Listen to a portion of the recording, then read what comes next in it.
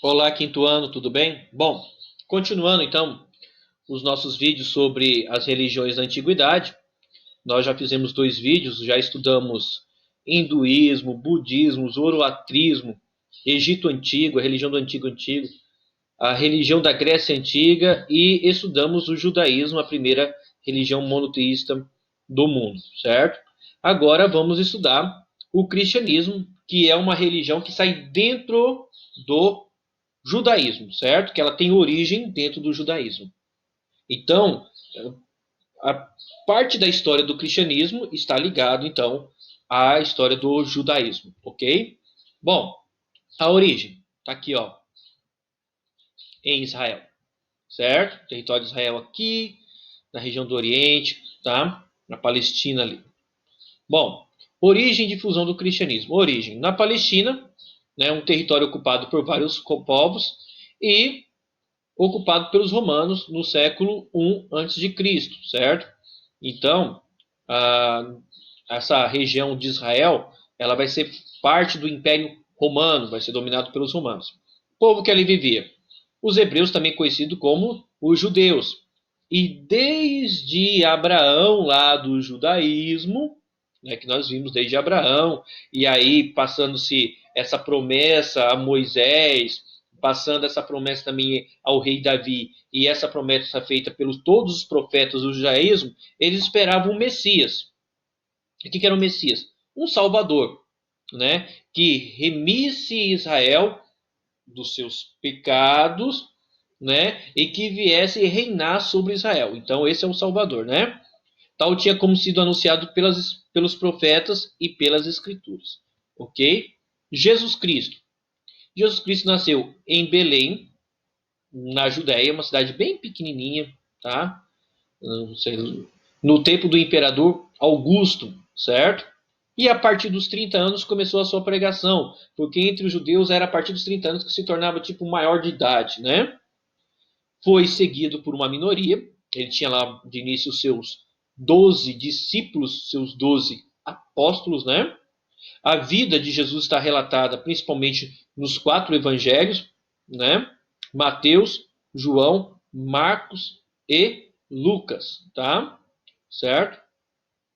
Origem, né, e difusão do cristianismo ainda. A mensagem de Cristo, né? Qual era a mensagem? Prometia a vida eterna a todos que acreditassem nele. Ou seja, Jesus afirmava-se sendo filho de Deus. E esse filho de Deus não é uma criatura de Deus, não. Filho de Deus que tem a mesma natureza de Deus, gerado de Deus. Jesus vai dizer que ele e o Pai, no caso Deus, são um, são a mesma pessoa, certo? Então ele se anunciava como filho de Deus, o próprio Deus encarnado. Então, muitos judeus, por várias vezes, quiseram apedrejar Jesus por causa disso, certo? Falava numa religião de amor universal, de paz e de esperança. Ele falava: o meu reino não é exterior, meu reino é interior. Né? Foi seguido por 12 apóstolos que espalharam sua palavra após a sua morte e ressurreição. Tá? Um desses 12 apóstolos vai trair Jesus, que é Judas, mas será substituído depois por Matias. Tá? 12 apóstolos, e posteriormente terá um apóstolo dos gentios. Quem eram os gentios? Os gentios eram os não-judeus. O apóstolo dos não-gentios será o apóstolo Paulo. Bom, crucificação, né? Com medo das promessas de Jesus, os romanos condenam Jesus à morte. Os romanos aqui, eles vão crucificar, né? Jesus, no caso aí Pilatos, que era o governador romano aqui na província da Judéia, eles vão condenar Jesus à morte por pressão dos judeus, porque Jesus se dizia o rei dos judeus, mas aquele rei Messias prometido. Então, as autoridades judaicas que negavam Jesus estavam falando: olha, Jesus está querendo fazer uma revolta contra o Império Romano. E aí falaram para Pilatos: ó, se você não crucificar Jesus, nós vamos até o imperador romano dizer que Jesus está tentando fazer uma revolta aqui na Judéia, na região de Judá, e você não está fazendo nada. Então, com medo dessas promessas que Jesus era o rei, o Messias prometido, Pilatos mesmo é contra, né, o governador romano da região, ele vai ser contra, ele vai até lavar as mãos, falar, não tem nada a ver com isso, mas os judeus ali, os líderes religiosos, instigam o povo a pedir a crucificação de Jesus, que era na época a morte mais dolorosa e mais humilhante que uma pessoa poderia sofrer, que foi a morte ali no Monte Gólgota, no Monte Caveira, certo? A difusão do cristianismo ali, então, né?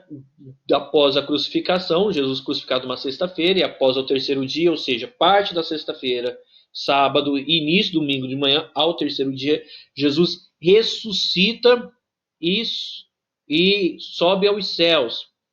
E ele vai dizer aos seus discípulos a pregar o evangelho, que eram as boas novas da salvação, pregar a todas as pessoas, Jerusalém, Samaria, Judéia e aos confins da terra, né? Aí as condições para a expansão do cristianismo: a existência de cidades numerosas, boa rede de estradas que ligavam o Império Romano, né? Duas línguas faladas e compreendidas no Império facilitavam o latim e o grego, e a presença de judeus, comunidades judaicas espalhadas por todo o Império, cidades do Império. Então, esses novos cristãos que eram judeus, praticantes do judaísmo antigamente, então eles se espalhavam. Quando eles chegavam na cidade, quais eram os primeiros lugares que eles iam pregar o cristianismo? Que Jesus era o Filho de Deus? Nessas sinagogas judaicas, certo? Onde nas comunidades judaicas, onde tinha se espalhado, havia várias delas espalhadas por todo o Império Romano, ok? Bom, e agora vamos estudar então a terceira e a mais nova religião monoteísta do mundo, o islamismo, certo? Característica: religião monoteísta, cerca de 1397 anos, fundada por Maomé, né, o principal profeta e alho discípulo. Centro de adoração, principal Meca. Hoje tem cerca, até mais do que isso, né? 930 milhões de seguidores. A que mais cresce do mundo. Islã significa submissão à vontade de Deus, certo? História de Maomé. Maomé nasce em 570 depois de Cristo. É filho de mercadores, órfão aos 6 anos. Casa-se com Khadija, rica, que vai financiar sua vida religiosa. Aos 40 anos ele tem a visão do anjo Gabriel, que vai fazer a revelação, né? Dali vai sair o Corão, tá? A profissão de fé do Islã: um só Deus, Alá, e mediador entre Deus e os homens, né? E há um só mediador entre Deus e os homens. No caso, o profeta Maomé. Há um só Deus e um mediador. Tá? Eles não acreditam em Jesus Cristo como Filho de Deus. Tanto é que eles vão falar que é um Deus que nunca foi gerado e um Deus que não gerou. Ok? Tá? Sobre a história do Maomé ainda. Perseguido por artesãos e comerciantes de artigos religiosos politeístas. Por quê? Quando ele começa a pregar o monoteísmo, ele vai trazer prejuízos econômicos para aqueles que vendiam artigos religiosos, imagens, certo? Dos deuses politeístas. Então, esses comerciantes vão ter prejuízo com ele, né? Porque ele condena a prática politeísta, então esses comerciantes vão perseguir. Diante da perseguição, Maomé foge de Meca para a cidade de Medina. Esse episódio é o episódio mais importante na história do Islã, que é chamado de Hégira. A partir daí começa o calendário muçulmano. Então, por exemplo, o calendário cristão é dividido em antes de Cristo e depois de Cristo, né? O calendário muçulmano é dividido em antes da Hégira e depois da Hégira, no ano 622 depois de Cristo, tá? Aí Medina organiza exército para lutar contra os infiéis, que ainda queriam se manter politeísta, tá? E aí ele reconquista Meca em 627, escreve o Corão ou o Alcorão, que é o livro sagrado dos muçulmanos, e morre em 632 depois de Cristo em Jerusalém, segundo a tradição islã, segundo a tradição do Islã. Ele é levado aos céus, como aconteceu com Jesus Cristo, ou seja, na cidade de Jerusalém, de uma rocha, no centro da cidade de Jerusalém, ele teria subido ao céu, Maomé. E onde está essa rocha, eles construíram uma mesquita muçulmana, que também é um centro de adoração dos muçulmanos, certo?